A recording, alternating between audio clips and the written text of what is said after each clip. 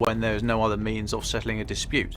Through the Cold War, when there was a risk of global nuclear Armageddon, there was always an effort to talk to the other side between NATO and the Warsaw Pact, increase trust and transparency. So all these arms control mechanisms were put in place just to take the temperature of each side.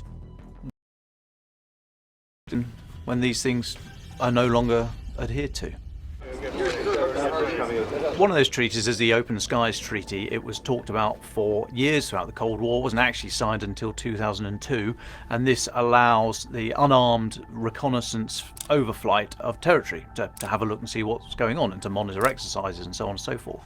There were certain provisions. You've got to give 72 hours notice, and the quantity and the capability of the sensors on board the aircraft are limited. The data that's gathered on each flight is shared with the host country and the country flying the mission. So this was just a very open mechanism to keep an eye on the other side, literally, but in a measure that's open and transparent. Now, America claimed that Russia in recent years has been violating the Open Skies Treaty, not allowing overflights of certain areas, for example, eastern Ukraine, Georgia. So under the Trump administration, they've pulled out of the Open Skies Treaty. America formally withdrew in 2020. Russia says it is going to withdraw. But it's an example of something that had very helpful political means to exist. Practically didn't do an awful lot because Russia and America have got great satellite capabilities, but it was just another one of these ways of reaching out and touching the other side and having an agreement on a human level. And with that gone, that's not good.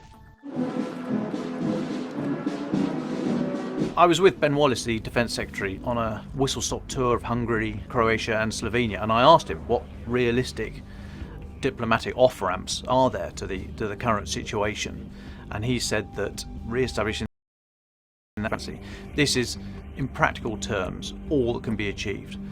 Russia has asked of NATO no further eastward expansion, asking for stuff that NATO is just simply not going to entertain the idea, let alone sign up to.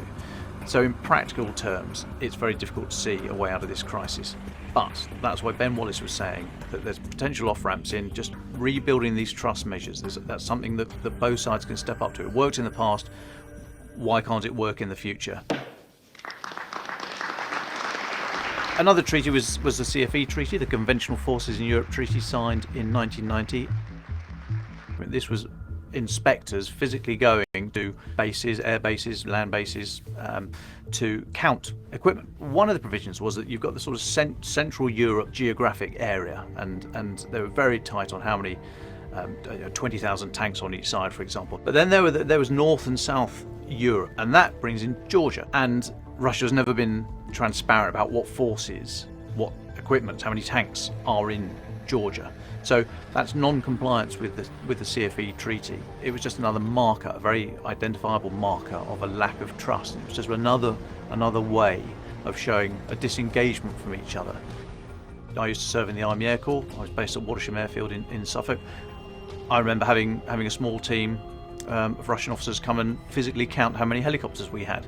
Now, it doesn't take that long to count up to about 30 or however many we had at the time, but that's almost not the point.